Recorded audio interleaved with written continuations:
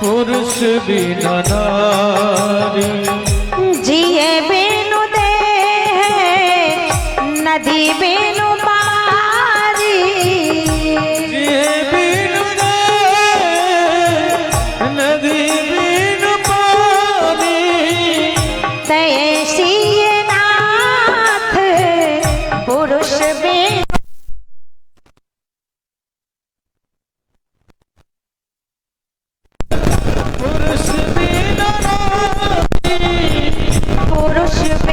नारी जिए बिनु रे नदी बिनु बारी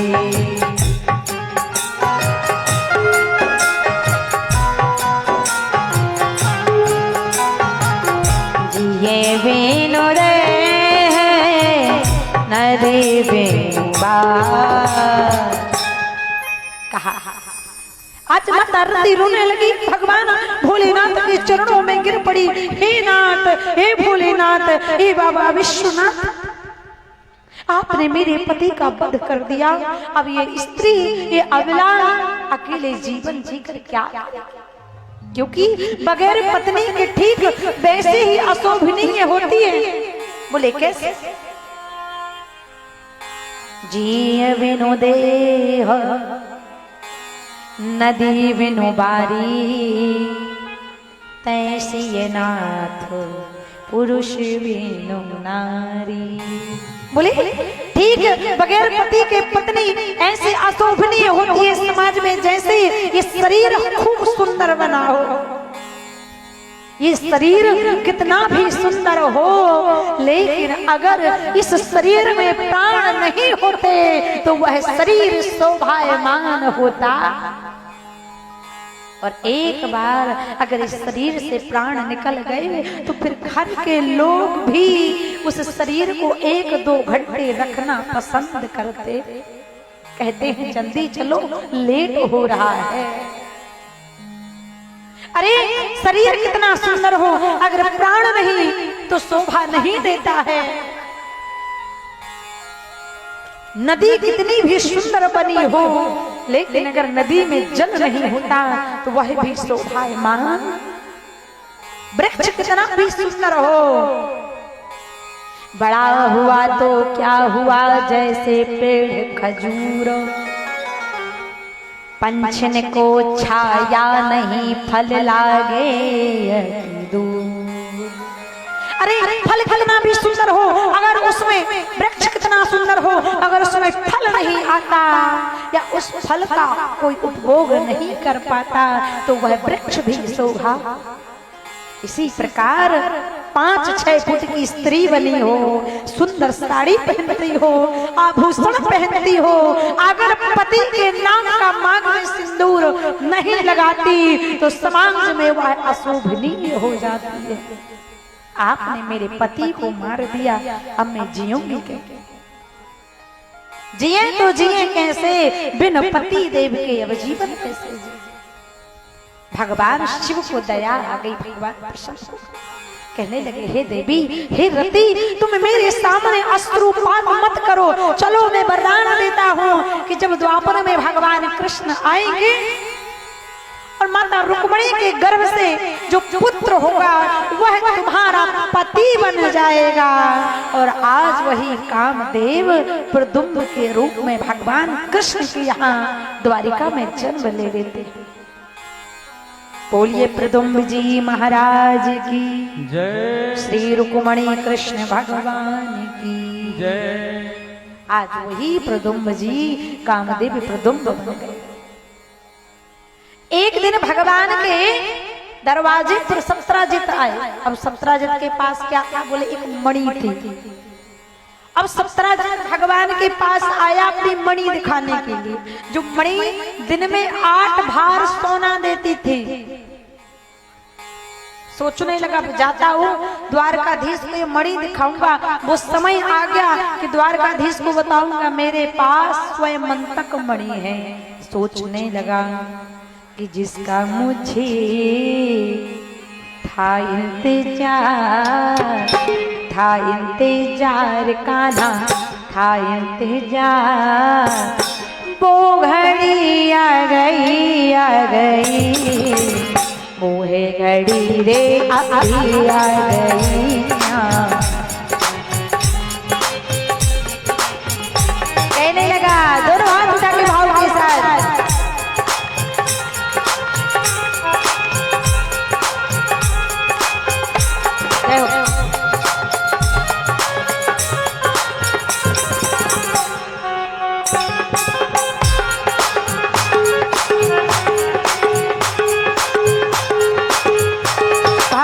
दोनों हाथ उठाते हुए झूमते हुए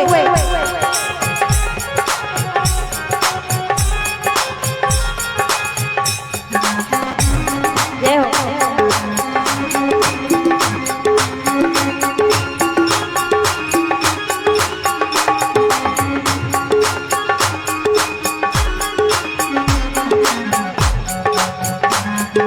हरे कृष्णा।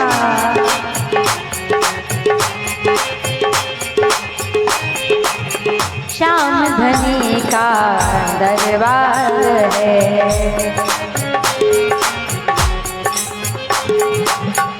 जो भी जाता बेड़ा पार है।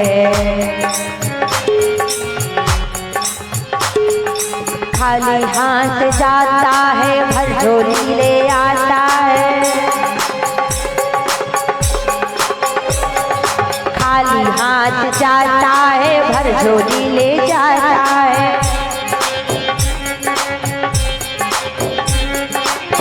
वो घड़ी आ गई वो है घड़ी रे अभी आ गई। श्याम वो है घड़ी रे अभी आ गई। जय हो।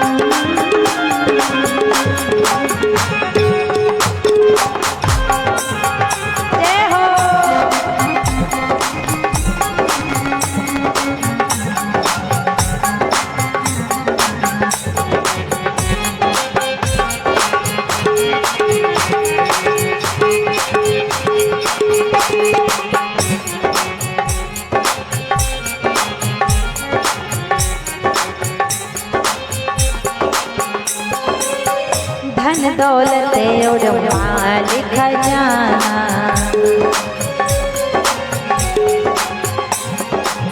सब है यहीं पड़ा रह जाना। माँ के गर्भ से जब संसार में आते हैं ना तो मुट्ठी बांध कर आते हैं, और जब संसार से जाते हैं तो मुट्ठी कि कोई कुछ ले जाता है। सिकंदर ने सारी दुनिया जीत ली, लेकिन जब गया आरती पर तो अपने उसने दोनों हाथ बाहर कर दिए कि देख लो दुनिया वालों, जीते जी संसार जीत लिया, लेकिन मरने के बाद मेरे साथ कुछ जा। इसलिए धन दौलत और माल खजाना, सब है यहीं पड़ा रह जाना। खाली हाथ आया था खाली हाथ जाएगा, खाली हाथ आया था खाली हाथ जाएगा। बाद में प्राणी पछताएगा, जब पिंजड़े से पंछी निकल जाएगा जब, पिंजड़े से पंछी निकल जाएगा। राधे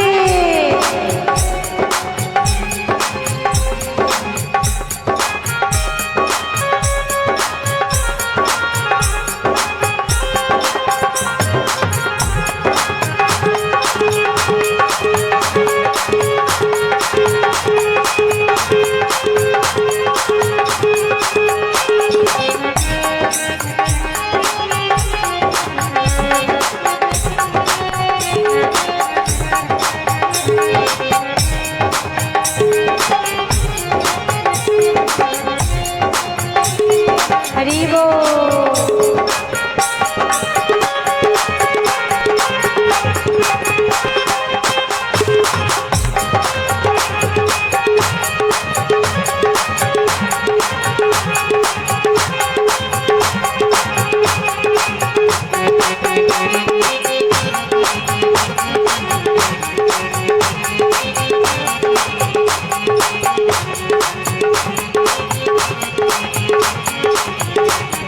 पंछी निकल जाएगा जब, पिंजरे से पंछी निकल जाएगा जब, पिंजरे से पंछी निकल जाएगा जब, पिंजरे से पंछी निकल जाए।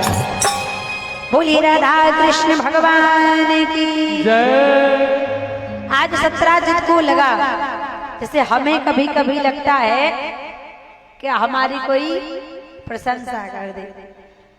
ध्यान दें, आज सत्राजित को लगा कि हमारे पास स्वयं मंतक मणि है तो हम बता दें कि द्वारकाधीश हम तुमसे बड़े आदमी हैं।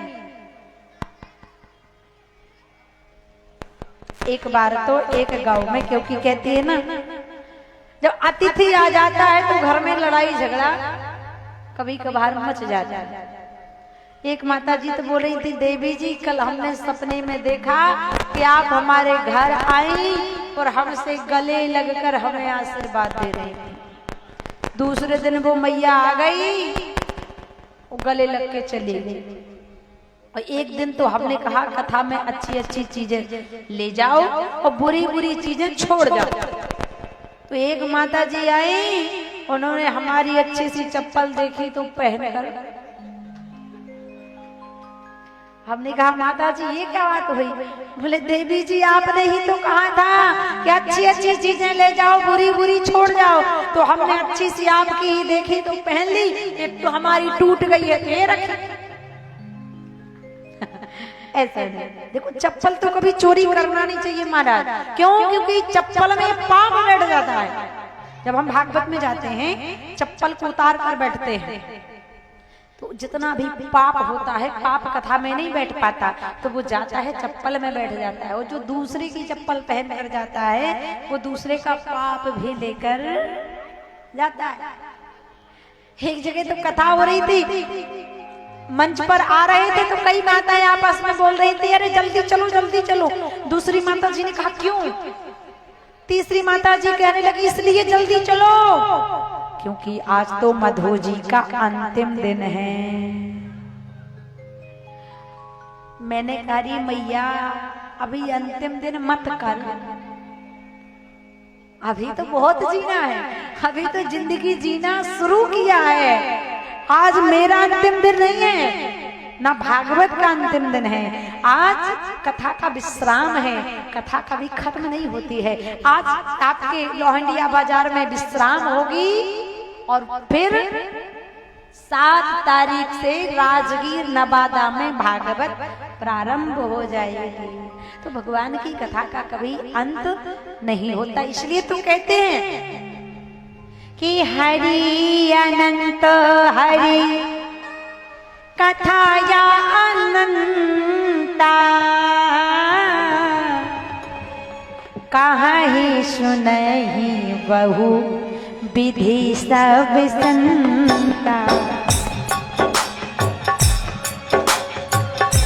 जय जय राम राम सिया राम सिया राम जय जय राम।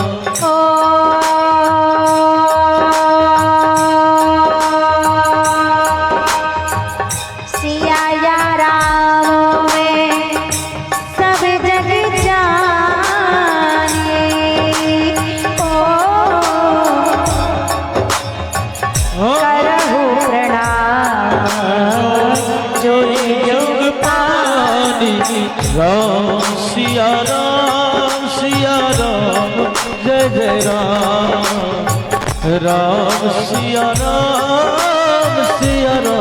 जय जय राम राम सिया राम सिया राम सिया राम सिया राम सिया राम सिया राम जय जय राम सिया राम सिया राम सिया राम सिया राम सिया राम सिया राम जय जय राम सीताराम सीताराम राधे श्याम राधे श्याम कहियो जाहि वेद राखे जहि विधि राखे राम तहि विधि रहिए जहि विधि राखे राम तहि विधि रहिए। हरी कथा अनंत है, उसका कोई अंत, इसलिए आज कथा विश्राम है। कभी ये मत कहा करो कि कथा खत्म होने वाली। आज सत्राजित को ये लगा कि मैं बता दूं मेरे पास मणि है।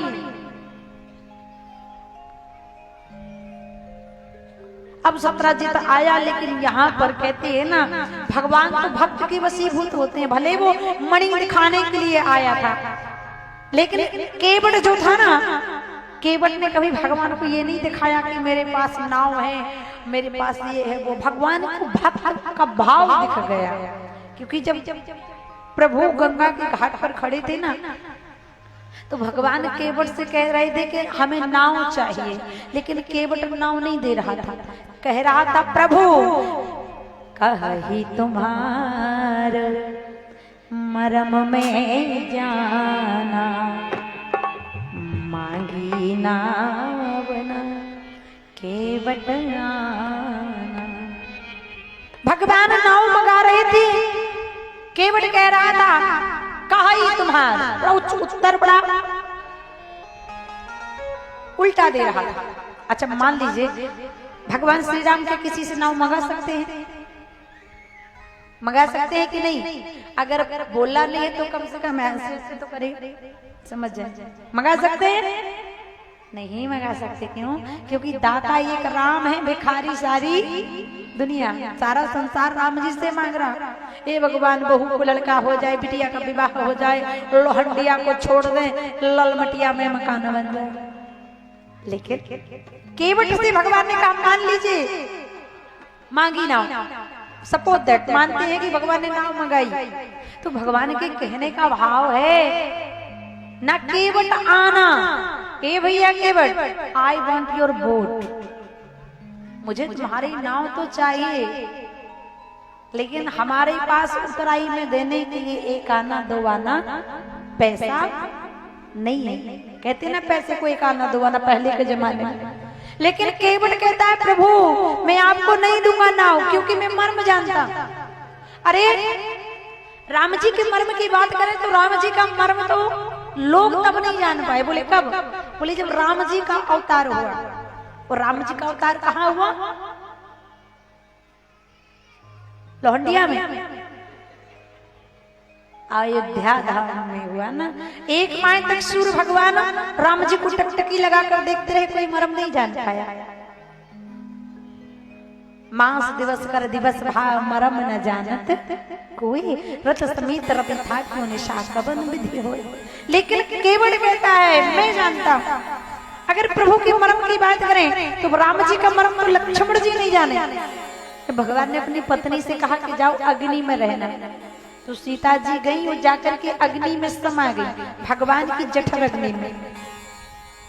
लेकिन इस मर्म को लक्ष्मण जी भी नहीं जान पाए कि सीता जी असली है कि नकली। कहा गया है कि लक्ष्मण हो यह मरम न जाना, लक्ष्मण हो यह मरम न जाना।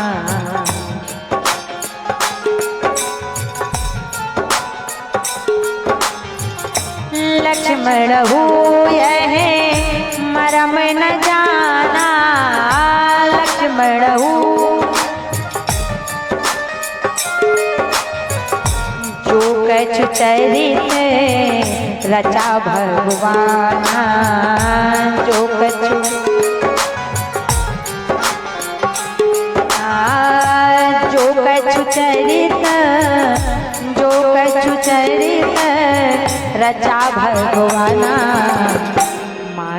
नावना केवट आना, मांगी नावना केवट आना, मांगी नावना केवट आना।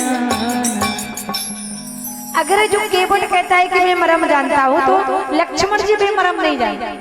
और यहाँ तक अगर राम जी के मरम की बात की जाए तो राम जी का मरम तो हनुमान जी नहीं जानते। अब आप कहोगे कि हनुमान जी महाराज तो हमेशा राम जी के साथ रहे, तो वो कैसे मरम नहीं? बोले हनुमान जी नहीं जान पाए। कब? बोले जब भगवान श्री राम लंका पहुंचे तो भगवान ने देखा कि आकाश मार्ग में रावण की सभा लगी है। उस सभा में मंदोदरी के कर्णफूल बिजली के समान चमक रहा, रावण का छत्र मुकुट चमक रहा। उसी समय राम जी ने रावण की उस सभा को नष्ट करने हेतु शब्द भेदी बाण चला। और सज्जनों, संसार में केवल 4 लोग ही शब्द भेदी बाण चलाना जानते थे। कौन कौन? बोले सबसे पहले चक्रवर्ती चक्रचूड़ामणि महाराज दशरथ जानते थे, दूसरी माता कैकेयी जानती थी, तीसरे भगवान श्री राम जानते थे, और चौथे कलयुग में हमारे इतिहास में पृथ्वीराज चौहान चलाना जानते थे।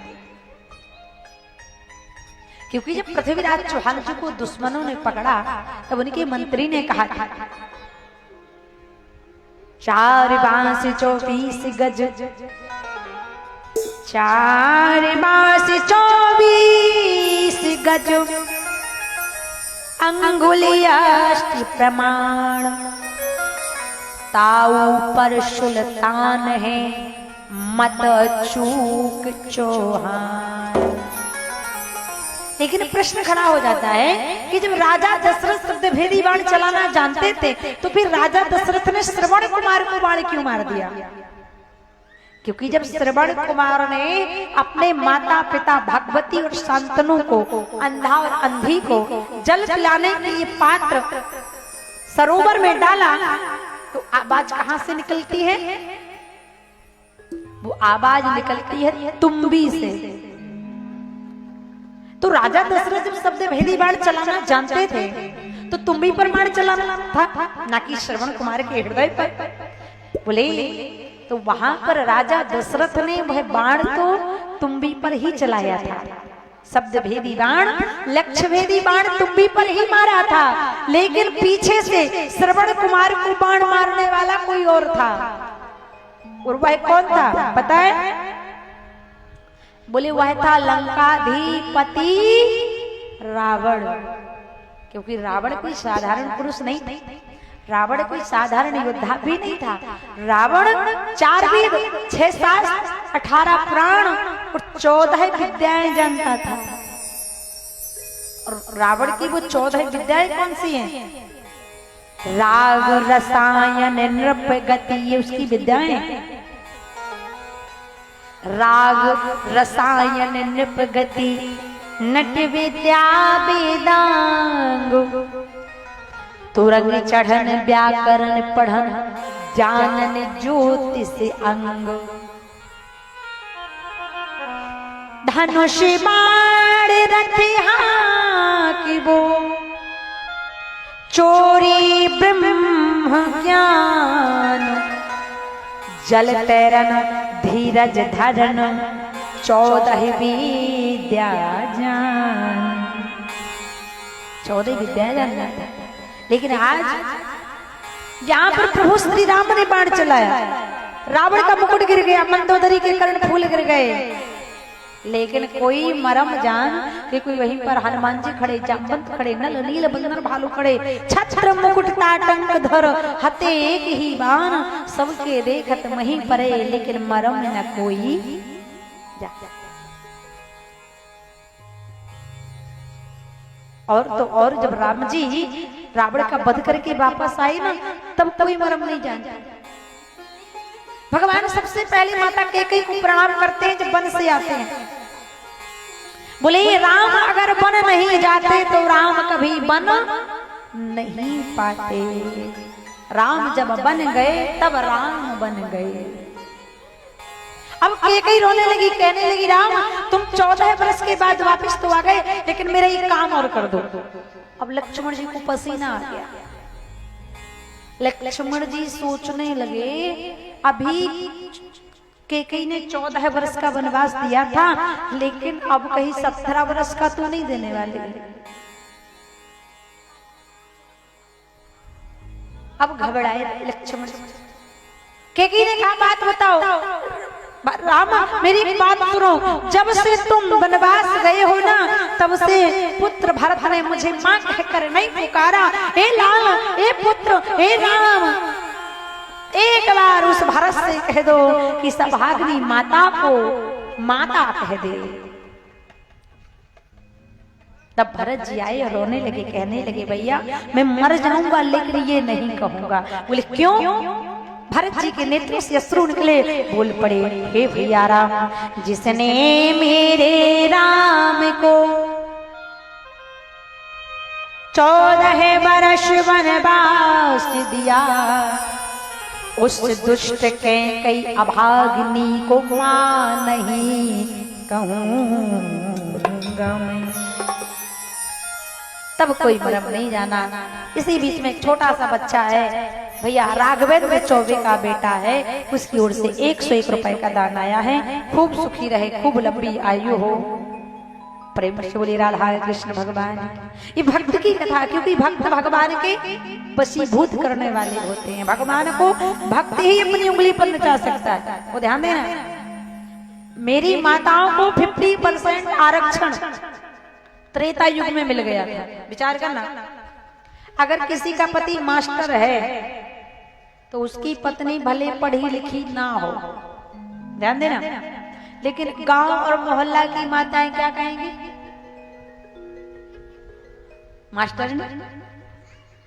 पति अगर डॉक्टर है तो पत्नी भले अंगूठा लगाती हो, पत्नी डॉक्टर है।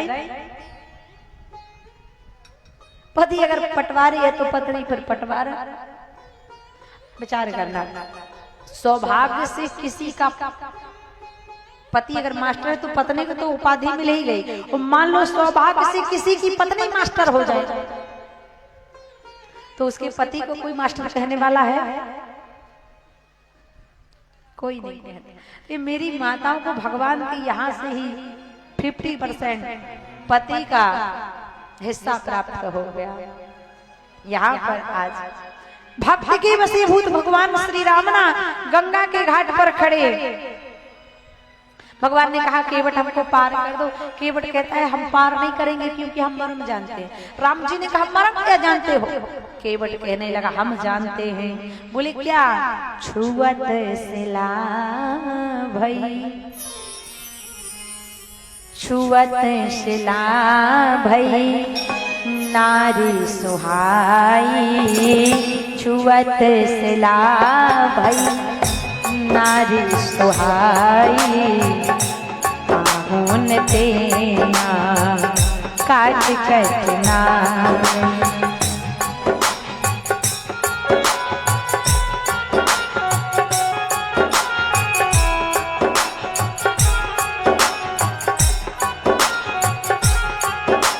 और कहा केवट ने, भगवान मैंने सुना है आपने पत्थर को छुआ, पत्थर बन गया नारी। अरे महाराज, जब पत्थर को नारी बनने में 1 मिनट नहीं लगा तो मेरी नैया को, लकड़ी की नाव को नारी बनने में 1 सेकंड भी लगने वाला। और अगर मेरी नाव नारी बन गई तो फिर मैं क्या करूंगा? केवट कहता है जो नैया नारी बन जाए,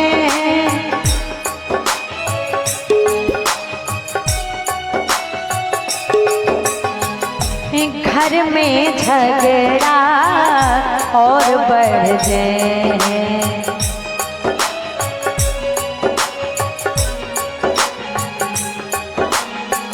तुम्हें मेरे मंदिर, तुम्हें मेरी पूजा, तुम्हें मेरे मंदिर, तुम्हें मेरी पूजा, तुम्ही देवता हो।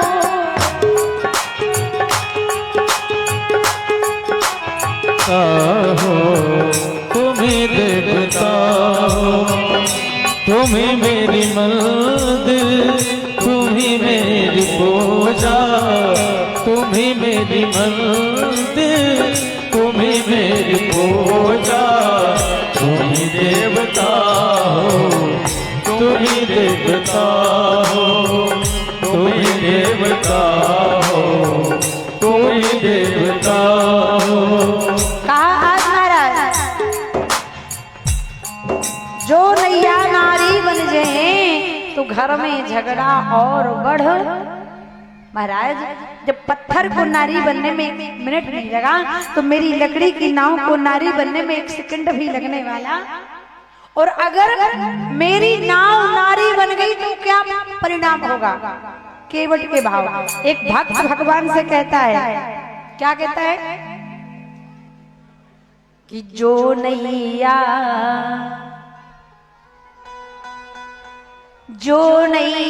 नारी बन जे राम तो घर में झगड़ा और बढ़ जाए।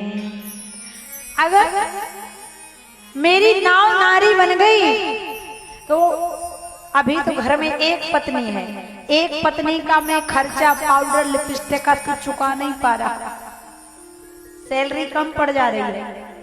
अगर घर में दूसरी नारी आ गई तो ना दिन में चैन ना रात में। क्यों? क्योंकि ये माताएं बहनें हर चीज बर्दाश्त करेंगी, करती कि नहीं?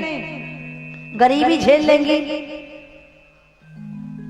मिट्टी का मकान होगा तो मिट्टी के मकान में पति के साथ प्रेम से जीवन जी लेंगे। घर में अगर एसी कूलर पंखा नहीं है तो भी पति के साथ प्रेम से जी लेंगे। घर में अगर 2 टाइम का भोजन नहीं, 1 टाइम का भोजन है, अगर पति साथ में है तो वो भी प्रेम से, लेकिन एक चीज बर्दाश्त करेंगी। वो कौन सी है? वो है सौतन। सौतन कोई भी बर्दाश्त करने वाला है क्या? अरे राम राम, पीछे की मैया करी कोई बात नहीं, कर लेंगे। सौतन कोई बर्दाश्त नहीं कर सकता। यहाँ तक कहते हैं अगर सौत मिट्टी की भी बनकर बैठ जाए तो वो भी माताओं को बर्दाश्त होता। क्यों? क्योंकि कहते हैं ना, एक बिल में 2 सर्प नहीं रह सकते, एक मयान में 2 तलवारें नहीं रह सकती। इसी प्रकार एक घर में 2 पत्नियां भी रहने वाली, क्योंकि औरत हर चीज बांट सकती है लेकिन अपने पति का प्रेम कभी बांटने वाली, मरना स्वीकार कर लेगी। लेकिन केवट ने कहा, सरकार अगर मेरी नैया नारी बन जाएगी तो मेरी पत्नी फिर चंडिका बन जाएगी, फिर तो मेरी ऐसी दशा हो जाएगी जिन दसनन महाजीव बेचारी। बोले ऐसे दशा हो जाएगी जैसे 32 दांतों के बीच में बेचारी जीभ होती है और कभी कभार ये दांत जीभ को ही काट देते हैं। इसलिए मैं इसमें नहीं पढ़ूंगा। अच्छा, इतने में लक्ष्मण जी बोले, क्यों रे केवट, अगर तेरी नैया नारी बन जाएगी तो तुझे तो डबल फायदा। बोले कैसा फायदा?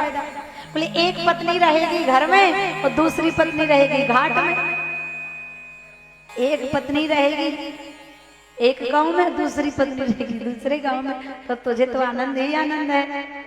अब लक्ष्मण जी से केवट ने कहा, सरकार खबरदार चुप हो जाइए, आप मुझे 2 पत्नियों की सलाह मत दीजिए। लक्ष्मण जी ने कहा, क्यों? केवट ने कहा, इसलिए क्योंकि आज जो आपकी दुर्दशा हो रही है ना, वो 3 नारियों की वजह से हो रही है। बड़ा खतरनाक जवाब दिया लक्ष्मण जी को केवट ने। क्या कहा? सुनो लक्ष्मण, मुझे 2 पत्नियों की सलाह मत दो। क्यों? केवट ने कहा कि दशरथ 3 त्रिया नहीं लाते, दशरथ 3 त्रिया नहीं लाते।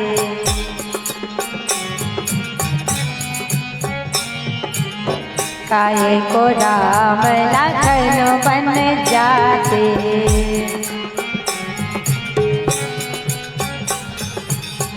यहू मरम जानत भगवाना,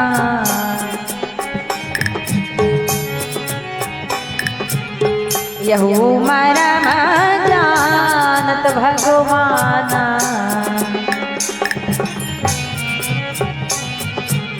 मांगी नाव न केवट आना,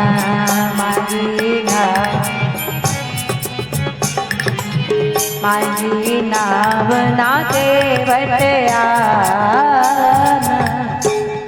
केवट ने कहा आप मुझे दो दो नारियों की सलाह मत दीजिएगा, क्योंकि आज आपकी दुर्दशा जो हो रही है तीन तीन पत्नियों की वजह से।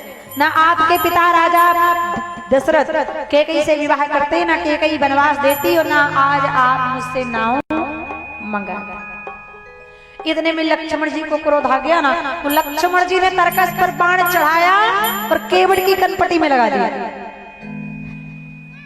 लक्ष्मण जी ने कहा केवट आई विल किल यू, अब मैं तुझे मार दूंगा, तू बार बार भगवान को परेशान कर रहा। अब केवट ने देखा कि लक्ष्मण जी ने मेरे सिर पर बाण लगा दिया, हंसने लगा, जोर जोर से हंसने लगा, कहने लगा सरकार मारना है तो जल्दी मार दीजिए। लक्ष्मण जी ने कहा तुझे मरने से डर नहीं लग रहा? बोले बिल्कुल नहीं। कहने लगा देखो सरकार, अगर आप मुझे मार दोगे ना तो मैं मरूंगा नहीं, मैं तो तरूंगा। कैसे? बोले लोगों को तो मरने के बाद प्रयागराज की, हरिद्वार की, चित्रकूट की गंगा, बनारस की गंगा मिलती है, काशी की गंगा मिलती है, लेकिन मैं खड़ा कहाँ हूँ? कहाँ खड़ा है